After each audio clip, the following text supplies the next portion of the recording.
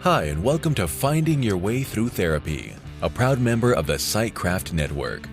The goal of this podcast is to demystify therapy, what can happen in therapy, and the wide array of conversations you can have in and about therapy. Through personal experiences, guests will talk about therapy, their experiences with it, and how psychology and therapy are present in many places in their lives, with lots of authenticity and a touch of humor. Here is your host, Steve Bisson. Toujours un plaisir, always a pleasure to be back. And welcome to episode 169. If you haven't listened to episode 168, it was Adrian Tiki who talked about recovery, and I hope you got to listen to that. If not, go back and listen. It was a great interview. Thought we had a great dynamic. We talked about recovery in a very honest way, which, is I think sometimes can be hard, but I truly enjoyed our conversation. But episode 169 will be with Ann Diment. She is a best-selling author and leading expert in health, safety, and recovery with over 20 years of experience in the sector. She wrote a book called Turning the Tables on Burnout. You'll find that in the show notes. And she talked about her personal journey of overcoming PTSD and mental health challenges. She is also a holistic, mindful, uses a methodology for health and safety management, and was recently diagnosed with ADD during her menopausal time. And she wants to talk about how that has really helped her in her work with herself, as well as being nice to herself, and how that's changed certain things. I think we're going to talk about childhood trauma. We're going to talk about a lot of different things. So here's the interview.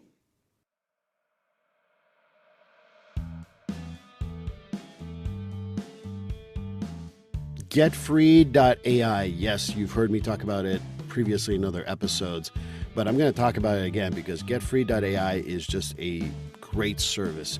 Imagine being able to pay attention to your clients all the time instead of writing notes and making sure that the note's going to sound good and how are you going to write that note and things like that.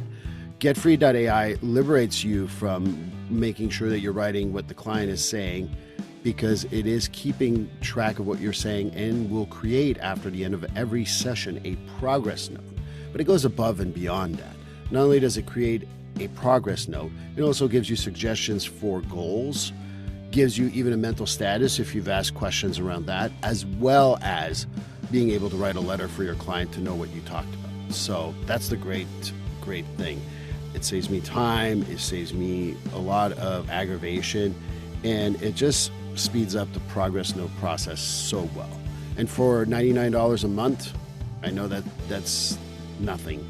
That's worth my time. That's worth my money. The best part of it too is that if you want to go and put in the code Steve50 when you get the service, at the checkout code is Steve50, you get $50 off your first month.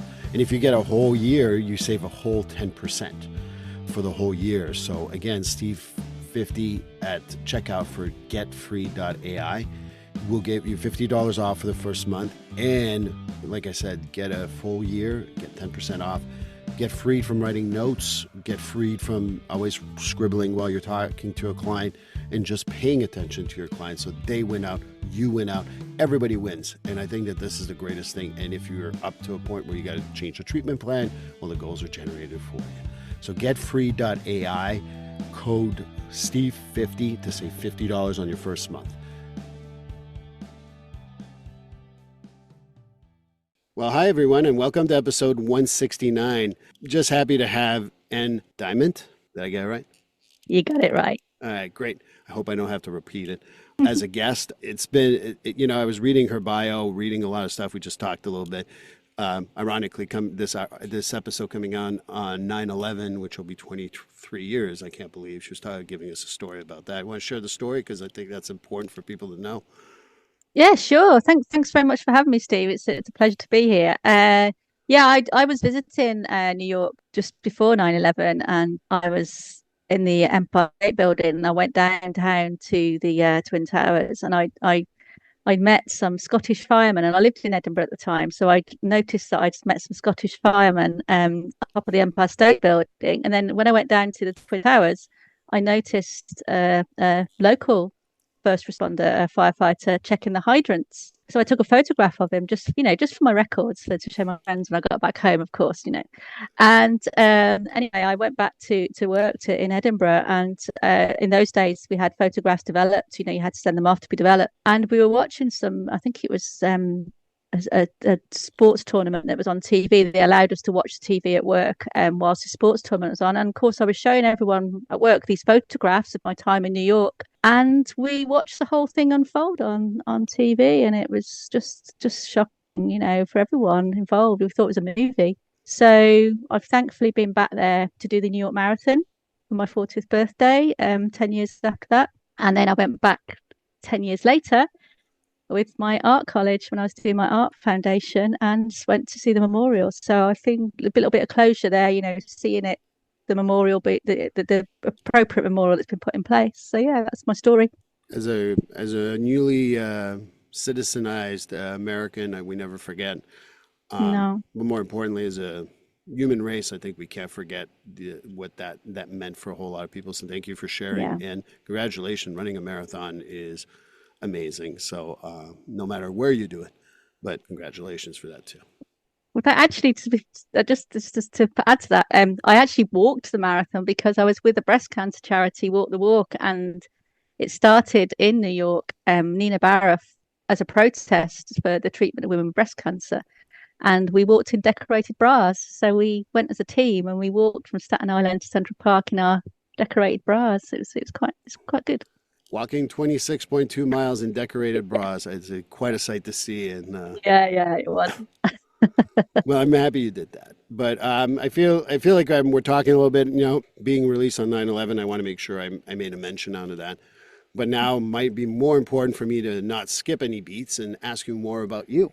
Thanks, Steve. Well, my name's Ann Diment. I guess I'd say I'm a socially engaged artist, but I've used my 20 plus years working in health, safety, and well-being, and to sort of combine that to support people's resilience, really, and help them to beat burnout because of my own experiences of mental health trauma, adverse childhood experiences. The score, they can say if you have 4 or more, it significantly impacts your life. Well, I scored 9. So, and it wasn't until I was 38 that I realized I had complex PTSD. So I've spent the last 14 years, I'll give my age away there, healing, recovering, learning how to process what that meant, all the behaviors that I'd learned to survive and cope. And one of the biggest realizations was that I was working in health and safety because I didn't feel safe myself. I was trying to keep everyone else safe. So when I was 48, I said, I've had enough of this. And I went back to art college and did an art foundation, and it changed my life, basically. Well, I can't hear more about the art college. You talked a little bit about, realizing what you did for a living was a way to stay safe because you felt unsafe. Have you ever been in therapy yourself? Yeah, I had several periods of mental ill health during my 20s. Once I'd left the home situation that was causing me the trauma, I went off to university, and then obviously it hit me once I was out of that situation. So I had a little bit of therapy when I was at university, and then other life challenges added up, like I lost a pregnancy and mental health stress at work. So I had various talking therapies. And then when I had the CPTSD diagnosis, I was sent to cognitive behavioral therapy, and that introduced me to mindfulness and meditation, which was a journey that I've been on for over 15 years now. And then in 2018, I was introduced to emotional freedom technique tapping. I was helping a friend out who's trained as a therapist, and it had such a big impact on me that I trained as a therapist myself. You've given me like many things I want to ask you right now, based on all that. But let's talk a little bit about, you talked about a little bit about work and being difficult. We can start with your child, like you talked about a childhood and how that really impacted you, and then realizing CPTSD, which is, very impactful. So how about we start with maybe childhood and be a good therapist, so to speak, and I'll start off with the beginning. Sure.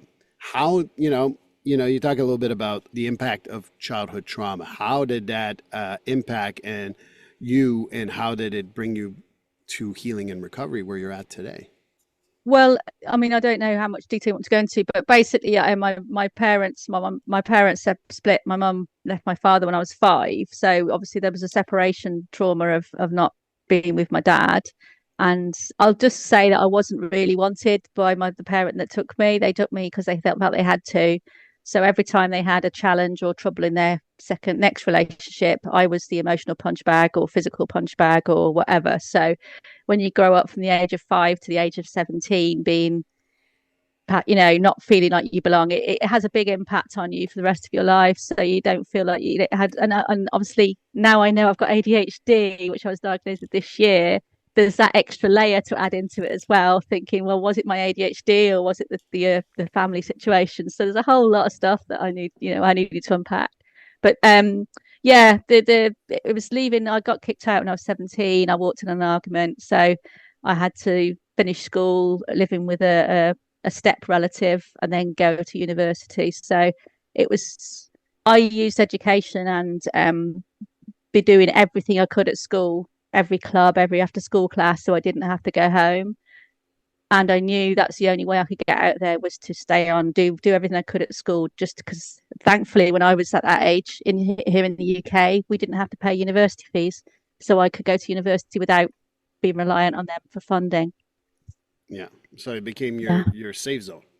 yeah. It was my safe zone. School was my safe zone.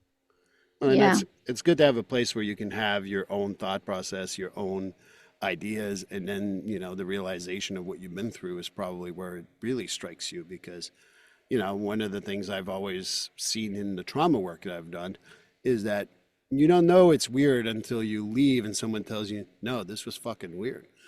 Yeah. It's, I mean, I saw my friends' families, I saw how they functioned, when I went to visit my friends, how their parents interacted, how they treated them, how they spoke to them. So I did know that it wasn't right, but it was such a, it was such a challenging dynamic because we didn't have a telephone at home. So the only contact with the outside world was going to the payphone up there. So that was quite isolating. I didn't have a key to get in. So if I wasn't home by curfew, so it was very controlling. And if my mother was angry or upset and she was taken out of me, she'd send me to the phone to reverse the charges to call my fat dad to come and collect me. And he lived 200 miles away. So there was that whole rejection, abandonment type wound that happened over and over again.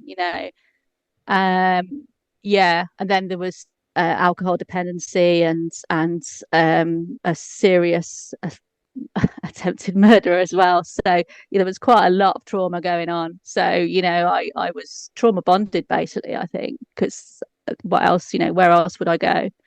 Right. Well, that's what trauma Yeah. bonding is, right? Yeah, yeah. I mean, I've learned a lot about that now. So I think that's probably why I've been so keen to understand it, so I could understand myself a lot more. And I've done a lot of reading, a lot of learning, a lot of self-help books, as well as the therapy. So yeah, Well, I think that you talked a little bit about health and safety. I understand you wrote a book. yeah. Turning the tables on burnout because I realised that the behaviours that I'd learned to cope with the CPTSD and the trauma were basically people pleasing, perfectionism, overworking, all the classic behaviors. Right. And that's why I kept burning out because I was just exhausting myself trying to please everybody and not listening to my own. Of course, it impacted more when I had a family because I was obviously worried about looking after my children and working and balancing all that as well. And yeah, it was a combination of a couple of losses, like two lots of grief within a short space of time, bullying at work because people with ADHD are more prone to bullying because of that's it's just well known that people with ADHD don't they avoid conflict too. But my additional conflict avoidance behaviours, yeah, so it was a real massive combination of things. And I had 9 months off work. I was so ill I couldn't take my kids to school, and I just thought I can't do this anymore. Something's got to change. So I had therapy, and then I realised that now I've got to break free from this cycle. So that's when I started trying to learn all these different resilience tools that I sort of call my resilience toolkit, and that's what the book talks about. It's all that. Well, you talk about resiliency a lot because I think that Mm, that's important to talk about with individuals because we can't change our past.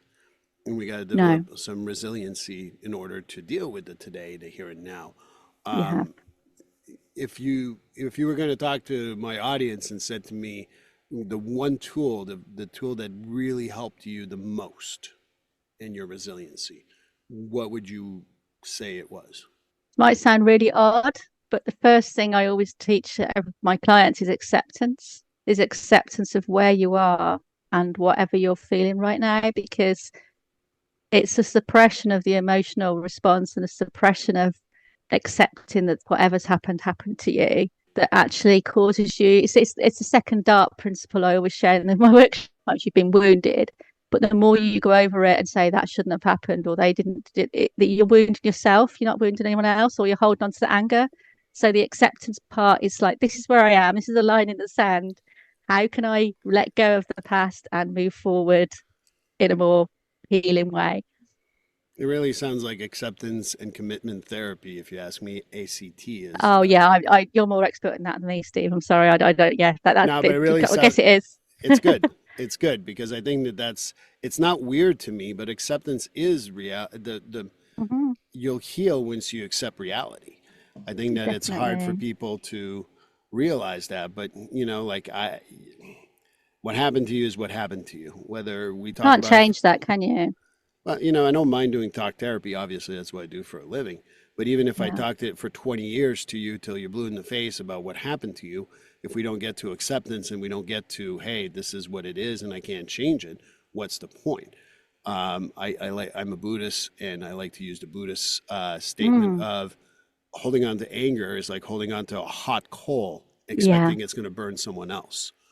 yeah. And it's that acceptance and being able to let go after that acceptance. I don't know what you think about that, but that's certainly where I I go.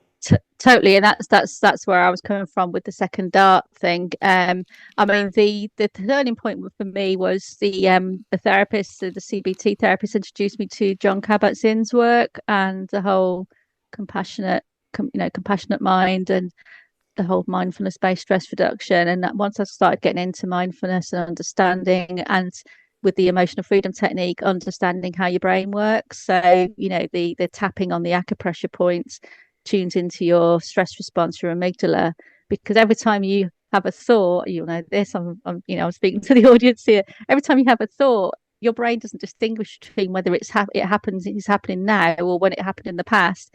You're still releasing those stress chemicals in your body. You're still releasing that same stress response, the fight, flight, freeze, fawn. So actually, it comes to the point we think, why am I doing this? What's the point of and talk therapy for me? Bessel van der Kolk in his, my body keeps score work. He's, that's why I like EFT, because it's all stored in the body if you don't have a right way of releasing it. So I explored a lot of it in my art degree, actually, my art program, because I was trying to use creativity for well-being, and I really listened a lot to Bessel van der Kolk and all those sort of somatic, mindful mind-body connection therapists, and um, expressed so much of the trauma and released it through the creative process. Yeah, and I think the creative process is a release for so many people. And you talk about Mm. tapping, you talk about your hand. I like this area of The sore spot here, yeah, yeah. so a lot of people talk about. I'm a big fan of that stuff. Has tapping become something that you do regularly, or where are you at with the tapping in general? Yeah, I describe it as a dimmer switch for your emotional response. So if you're depending on obviously how your nervous system's set, like your set point of your nervous system and how you get triggered, the stress triggers. I call it taming your stress triggers. You can when you tap on, even if you tap on the side of your hand or the side of your fingers, or you can do it discreetly without people seeing it, so you don't have to do the whole facial thing. But um, like if I'm in a car or something with somebody and I'm anxious about their driving, I'll Right. just tap, or before I'm talking, I'll tap. And it just tunes down that amygdala response and gives you that pause to say, is this still same stress as it was the original first time? So if you're public speaking or whatever, it's like, okay, I was anxious about that before, but I'm anxious about it now. And it gives you that pause to sort of choose how you respond. Yeah. I'm Yeah. For me, it's the tug of the ear, which I'm wearing my Oh, my, is that my an NLP thing? Yeah, so I like the Yeah, tug of the ear. It's a little, it's subtle, but it is something that yeah. helps me calm down. So for those of you on YouTube, you're going to be looking for me and Ann to do some of those things right now. But Okay. Yeah, I'm tapping my hand here. yeah, Well, actually, this chair that I'm sitting in, I don't know if you can see I'm on YouTube. I'm sitting in this rocking chair, and this is one of my projects that actually was such a healing process for me at in my art project because it was about then and now. And I found this poem called "Forget the Past," and I can't remember the poet, but Steve somebody, and it was about the past is a series of mental mirrors that you filter through and that. So I wrote my own response poem to that. So poetry is a big outlet for me for to process my trauma and my emotions. And this chair I'm sitting on, the seat is the present. So I've done a lotus flower motif on the seat cushion, and the back panel, which obviously you can't see because I'm sitting on it, is in 5 sections, one for every decade of my life. And I've chosen elements on each cushion, each panel to represent events in those 5 decades. So by creating this chair, I sit in the present and I rock back to the past. And that for me was 3 months of stitching, choosing photographs, creating this piece, and it sits in my room. And it's one of the most healing things I've ever done. so art plays a big factor for you and being able to Yeah. express yourself in your art. One of the things that I talk about with trauma is finding also these outlets for yourself to do. Mm-hmm. Is that is that an outlet that you discuss with people in regards to like being creative, whether it's writing, whether it is stitching, whether it's dancing? Right? I really don't mind what people do, but is that something that you talk about with other people because that is part of the healing process, in my opinion? Yeah, I mean, I do. I run Create and Calm workshops online. They're bookable via Eventbrite, which I take people through just basic. And I also run in-person workshops. And I did host a podcast called Creating Resilience, where I talked to people about how creativity supported them being more resilient. And the way I describe it, because I train health coaches here in the UK, so to train people to have personalized health conversations, to talk to them about what matters to them. And we talk about the three brain model, which is obviously I know is a simplified model, but you've got your survival brain, which is nothing gets past that if it's going to threaten you at all. So that's your stress response. And you've got your emotional part of your brain, which is your responses to any threats or whatever. And then you've got your prefrontal cortex, which is your thinking and problem solving brain, but that's also the creative brain. So I explain to people that if you're being creative in whatever form, you know, makes you relax, whatever form you enjoy doing, whether it's poetry, music, art, drawing, dancing, or whatever. If you're being creative and in flow, your brain is by definition calm, and so it's it's a really simple way to say, look, being creative calms you, but also you are calm after being creative.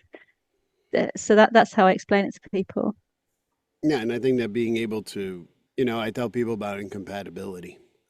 If you're Mm, really struggling with something and think about a child's laughter, for example, and yeah. that genuine child laughter, and people usually smile when I say that.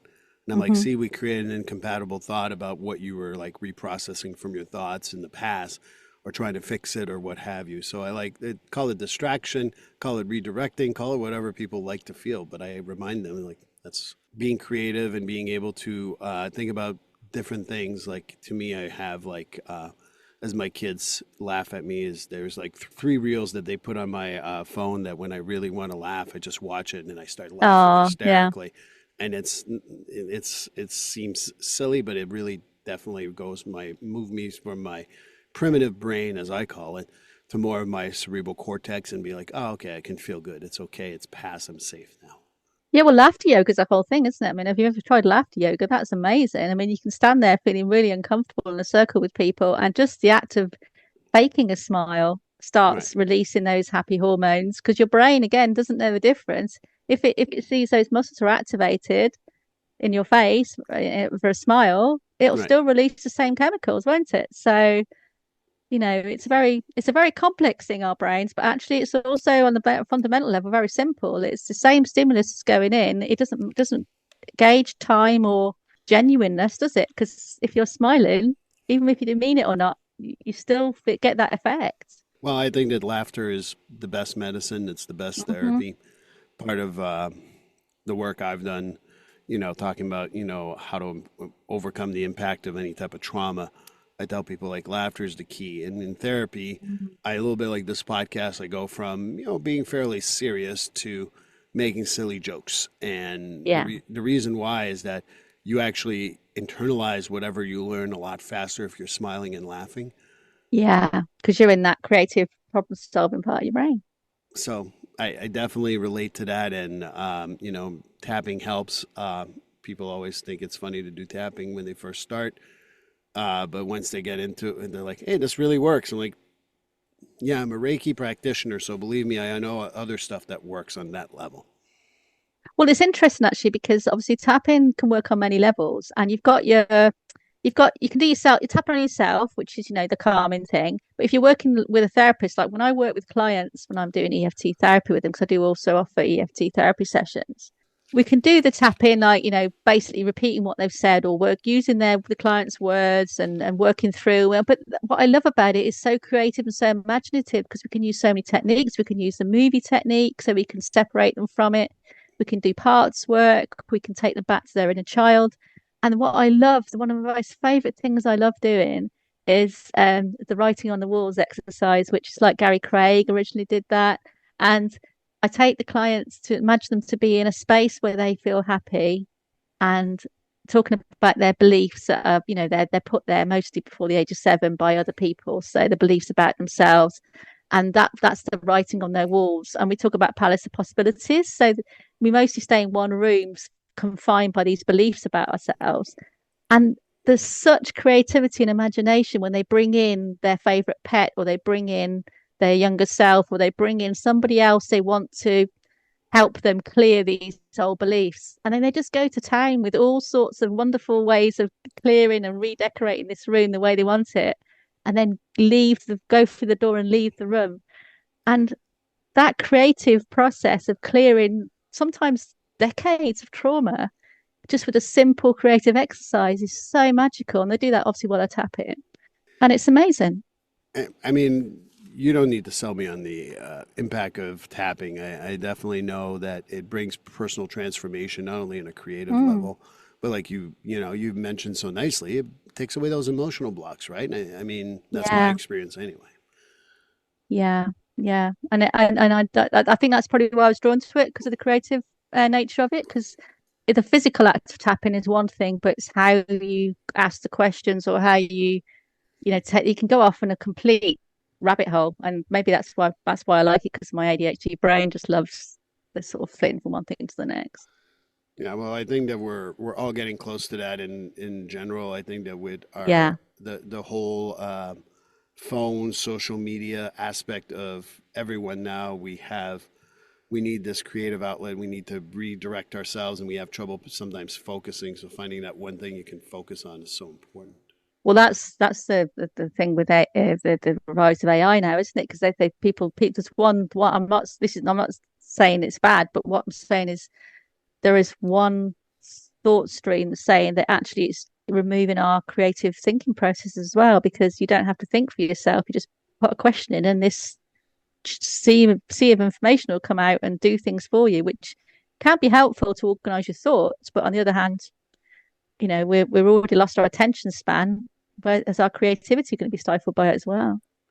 No, I would argue that our creativity has been stifled with phones because we let other people be creative and guide us. Yeah, I mean, in the in the spirit of the political system we're in now in the United States of America, you get the feed of the people you agree with. You don't get a counterproductive point of view or being able to be critical thinkers. And for me, that's important to look at the world critically, not only the world, but even yourself and your own actions. Not critical, oh, you're bad, but critical and like, is my point of view valid? Why is it valid by only a certain people? Why can we see it from another point of view? And I think that that's a yeah. lot of the stuff that we're missing out on nowadays to be able to solve our trauma, not supporting, saying, oh, look, I want a trauma bond with my abuser, but also understand other points of view is very important. It is, and that's one of the things we do in the health coach training is we're trying to shift mindsets in both the medical professionals who are talking to the patients, but also in the patients because for years they've been asked what's the matter with you, but actually the conversation we direct is what matters to you. And it's a real mindset shift because people have been used to going and seeing a medical professionals and therapists and expecting to be fixed, but they don't realize they've got such a big responsibility for managing their own health and well-being. And unequally, the therapists and professionals think they're the experts and they know better than the patient.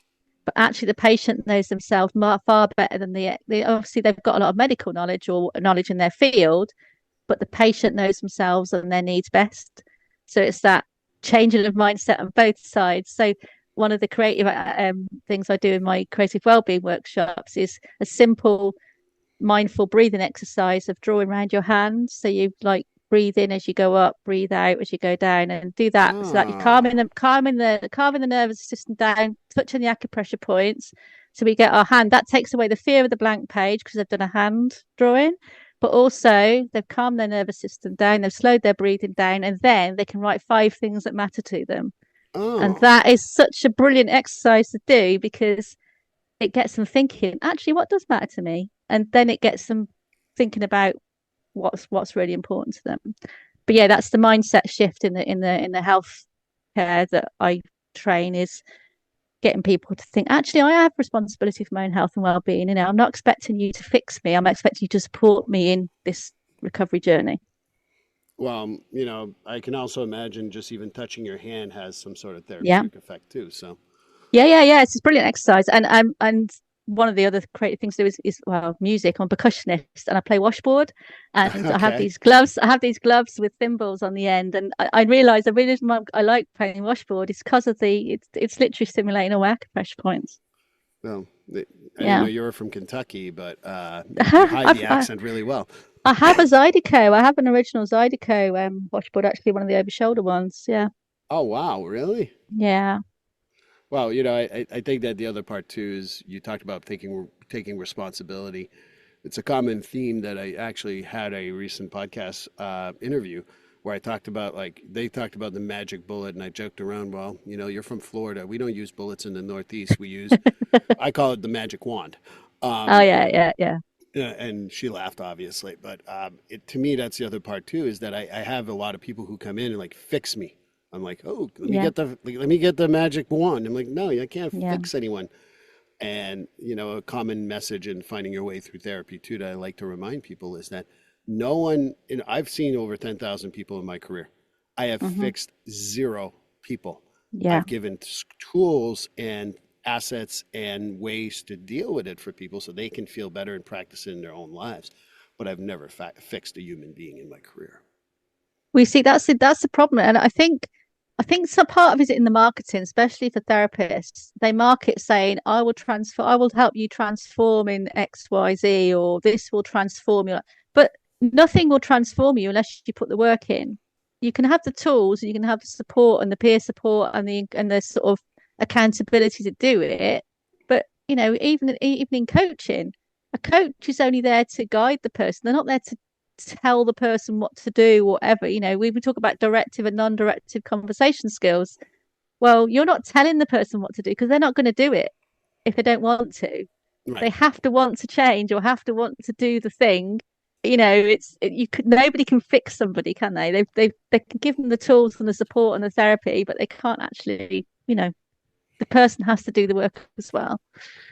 Well, I would also argue that I don't know about you, but are you fixed? Because I still am working on myself. Oh no, and then actually that's implying that we're broken. You know, we're not broken. We're just, parts of us maybe need some healing, but you know, nobody's ever perfect, are they? Well, except for me, but thank you for listening. I'm modest too. Yeah. No, I appreciate that. And I think that it might be important. You know, you talked about, you know, you got diagnosed recently in June, so only a few months ago, with ADHD. Yeah. And I think that there's so many aspects. I think that adult ADHD and being diagnosed with that at a later stage in your life, and I mean later as in 30 plus, because you live with it for 30 years and you're like, oh, now it explains a lot. Yeah. How has it impacted your life? Oh, massively. I mean, you know, obviously I've already told you my age, so I've got menopause to think about as well. Yeah. So just persuading my doctor to actually allow me to go on the waiting list to get assessed was a challenge. So when you're already doubting yourself and you have imposter syndrome about, well, what am I, aren't I? What's going on? And you've been through menopause and you just think you're crazy anyway, because most women don't realize they've been through menopause until they're through the other side. So it's like 4 or 5 lives of their years of their life when they're thinking, what's happening to me? Yeah. And there's so little understanding about menopause in our medical system. I don't know about the American system, but it's just shockingly inadequate. So, yeah, you're already doubting yourself, thinking, what's going on? And most of the women I know who have been diagnosed late in life have realized after they've tried to get support for their children. So that was my experience as well. I was trying to get support for my daughter at school and went through all the tests with her and recognized so much of it in myself. Thought, hold on a minute, that's kind of So you've already been through the process for like 3 or 4 years before you actually get to be assessed. Thankfully, I need to wait 11 months for my assessment. And the first thing the psychiatrist said to me was, I have to apologise that you've had to wait this long for this assessment, because it's the most easily supported and treatable things you can have. And he actually apologised to me that I'd had to wait till I was 52 to be diagnosed. Well, you are in the UK and socialized Mm, medicine. I grew up in socialized medicine in Canada. The assessments here can be a little easier to find and a little quicker, but at a yeah, price. Where when you're yeah, in definitely. socialized medicine, I mean, the wait list in Canada is outrageous. Also, Hmm. never mind for mental health, any type of physical health and diagnosing and stuff like that. So I get it, and I know the UK is the same. And I think Yeah, menopause, definitely. the menopause part is very important too, because I've had a few guests on that talk about perimenopause, postmenopause, menopause, and how it changes a woman's. They think it's just the body. No, it changes your mind. Thinks it pot process, it changes so many things. So I think It it's definitely very does. underestimated the effect on women what menopause and all those menopausal symptomology can do. So I'm happy you got that diagnosis. Yeah, and what I've learned, because the only way this is, well, you talk about socialized medicine. The only way I could get support after my diagnosis, because the healthcare system is such a huge waiting list, because more people now, because it's only in 2019, I think, maybe, yeah, 2019, that the UK National Health Service recognised that adults could have ADHD, so adult ADHD. So it's only been the last 5 to 6 years, right? And obviously, all the research and testing, like with most pharmaceuticals, has been done on white males or men. So there's very, very limited understanding of the hormonal cycle impact on ADHD symptoms. And that's why they recognise now that ADHD symptoms are more prevalent when estrogen levels drop. So puberty and menopause are the 2 points in a woman and a girl's life where the ADHD is more prevalent. But if it's not recognized, because women and girls show symptoms differently to men and boys, they internalize a lot. So there's a whole lost generation of it's a gender issue. I'm very passionate about this. So there's a whole generation of women and girls who have been misdiagnosed with eating disorders, with mental health issues, because they haven't recognized the ADHD symptoms in them. So the only way I could get support was to pay to train as an ADHD practitioner. And that 14-week training course that I went through helped me process as I learned about what ADHD means and how it shows up. So Well, yeah, I paid for a 14-week training. So I'm now an ADHD practitioner as well. well, that's good. And 2019, I'm like, oh my God, yeah, the international community really has to catch up. Yeah. But I think that you made a lot of good points here. One of the things being the testing has been done on predominantly white males. And then, young girls, I'm actually a child specialist. I don't work with children anymore because I can't stand the Mm. parents. I've been very open about this. But the one thing that I realized is I had people who would bring their young, their teenage girls, and they'd tell me, "Oh, they're defiant, they're oppositional defiant, or they're Yeah, bipolar," yeah, yeah. and I'm like, "What about their fucking hormones are just out of whack?" Hmm. And most people would be like, you can't diagnose that. You're not a doctor." And I'm like, I don't have to be a doctor to use logic, though. Yeah, yeah. And rejection sensitivity dysphoria, all those things would affect Right. people's um ability to form friendships, ability to get on with relatives. And because it's highly heritable, it's highly likely their parents have it too. So the guidelines in the UK, which don't get implemented, obviously, because who's holding to account. But the national sorry, I'm a bit cynical about this. The National Institute of Clinical Excellence, which is they give guidance to the UK medical professionals. They said that if somebody gets gets a diagnosis of ADHD, their family should also get emotional coaching or support to impact, and their family should as well, because if you're a child and you're diagnosed with ADHD, obviously the parents should be screened, or there should be parental advice given, and vice versa. If a parent is diagnosed, well, there's a whole load of guilt and shame about how you parented without realizing didn't have ADHD and all that sort of thing. So yeah, it's quite a big can of worms there. I mean, it changes how, the emotional impact that we have, because sometimes, again, I'm not a woman, so I'm not going to pretend I am, but how it affects you emotionally and the impact it has on you because you think you're crazy, you think you're going Mm-hmm. crazy or whatever. I mean, that just changes everything when there's a diagnosis such as ADHD or ADD that can play a factor in how you're feeling in regards to your menopause, your perimenopause, your postmenopausal stuff. Yes, but actually, I had the reverse of that, because I for the last 30 years I've been told I was crazy. I've been told, oh, you're mentally ill, or you're depressed, or you're anxious. But actually, that was the final piece of the jigsaw. And I thought, no, I'm not. I'm okay. I just got ADHD. Right. So actually, that was the acceptance part. So this year has been the first year I've fully accepted myself for the first time in my life, and it's been brilliant. Wow. No, But the problem is, the people who've been calling me crazy for the last 30 years, they they don't know how to deal with it. So I kind of have to let them go. well, I need to, I know you said you accepted yourself. You need to talk to me offline here because that's the best thing in the world. Accepting oneself, I think, is the hardest thing we could ever do. That's Carl Jung, isn't it? Yeah. It is a Jungian belief system, yes, but Yeah, I yeah. quoted him in my book. Yeah. Well, and the other part too is, I'll tell you my view of craziness, and you can correct me if you think I'm a little out there, and I'm fine being out there.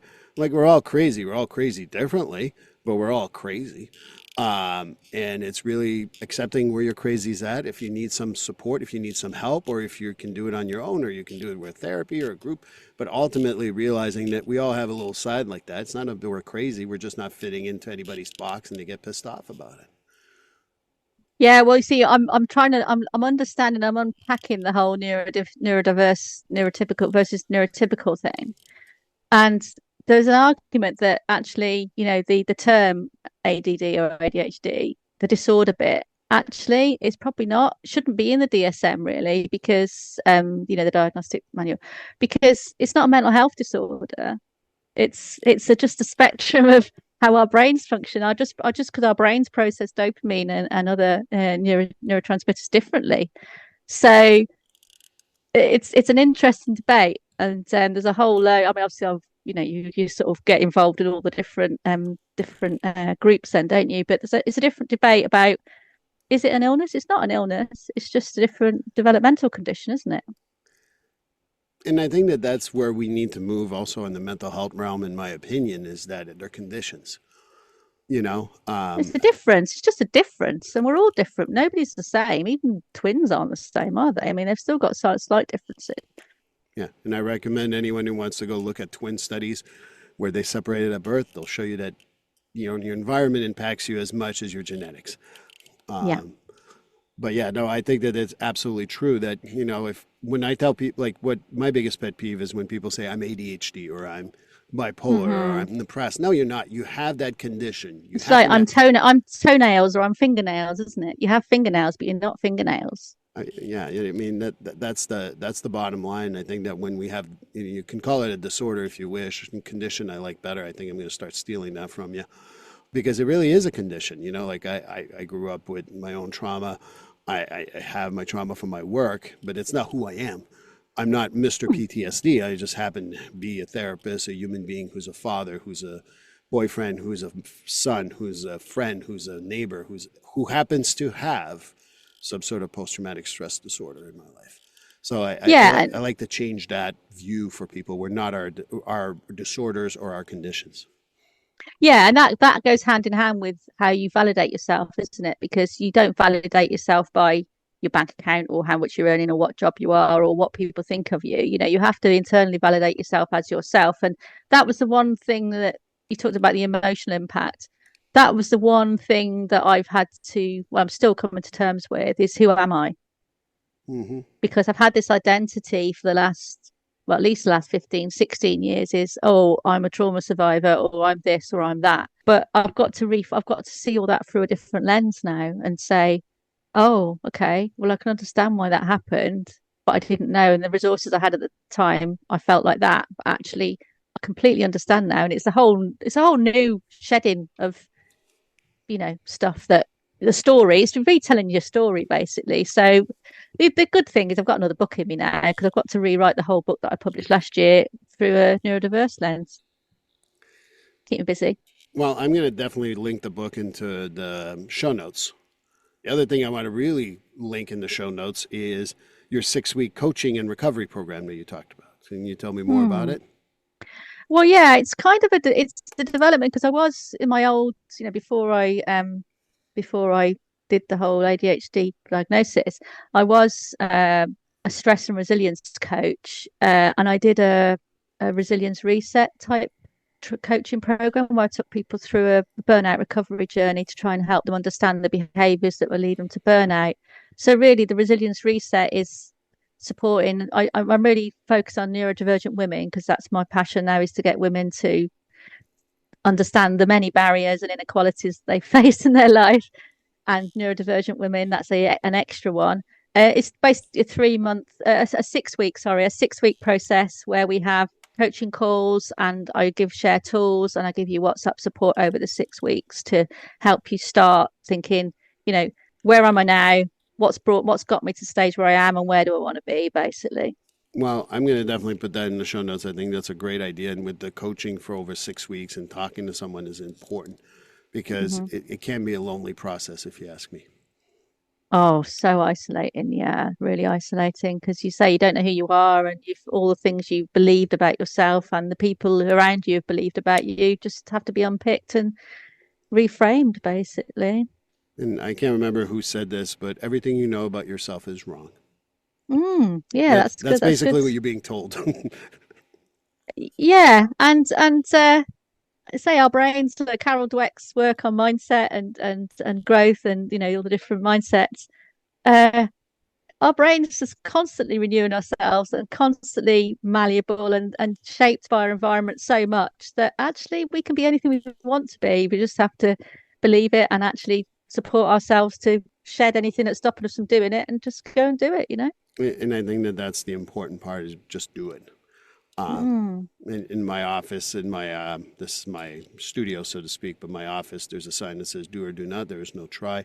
I know I stole it from Yoda, but nonetheless, I think that that's the important part is just doing it and getting in that direction. So having a coach, having someone to guide you is so much more helpful. Yeah, and I think the key thing about having a coach is they can ask you the awkward questions that you might not ask yourself because you feel uncomfortable about them. So they can help you reflect in a safe space without, and work through that fear. One of the best tools that I use with the health coaches and with my coaching clients is the ambivalence grid because it takes the fear out of, well, if I do it, what will happen? If you do it, what won't happen? If I don't do it, what will happen? If I don't do it, what will happen? And just taking that fear out of any things, well, it helps you to do it in a safe space. And yeah, you wouldn't do that for yourself, really. You'd sort of stay in your comfort zone, wouldn't you? Right. Well, what I usually say to people too is if you know that thought in your head that you've never said out loud, say it out loud. And when they do say it out loud, I'm like, oh, that sounds ridiculous when I say it. I'm like, yeah, because it stayed stuck in your brain all this time. So it sounded Yeah, logical until you said it out loud. So I'm happy that you yeah. did. So sometimes it's getting out that takes that ambivalence and clears it up for you. And if you tap while you're doing it, you're nice and calm. So yeah. See, you're just putting a nice bow on our whole conversation. Um, I'm going to obviously link all this stuff, but how do people reach you? I'm on Instagram at Resilience Rebel. On Instagram, I'm on LinkedIn at Ann Diment Changemaker, and I've also got a Resilience Rebel page, which I don't put very much on. I'm saying it's quite new, and I've got my website, resiliencerebel.com. Great website. That's how I linked up with Ann. I looked it up. But Ann Diment, thank you You, so got it much. right. See, Thank you. I practice a lot. I'll remember it. Yeah. I also put it in a how I would pronounce it right here, so that way I said it right. Thank you so Keep the much secrets for your away now. time. And on just a personal note, I thank you more than you'll ever know. So thank you for that. And hopefully people will go and follow you and go do the coaching stuff with you. Thank you. It's been a real pleasure and honor to talk to you, Steve. Thank you. Well, this concludes episode 169. Thank you so much, Ann. I really appreciate it. Go and do a recovery program. Go reach out to everything that you can, including her book and her former podcast. If I can find it, it should be in the show notes. But in episode 170, we're going to meet with Sarah Waite. And I can't wait for you to talk to her, but that's the next episode, and I hope to see you then. Please like, subscribe, and follow this podcast on your favorite platform. A glowing review is always helpful. And as a reminder, this podcast is for informational, educational, and entertainment purposes only. If you're struggling with a mental health or substance abuse issue, please reach out to a professional counselor for consultation. If you are in a mental health crisis, call 988 for assistance. This number is available in the United States and Canada.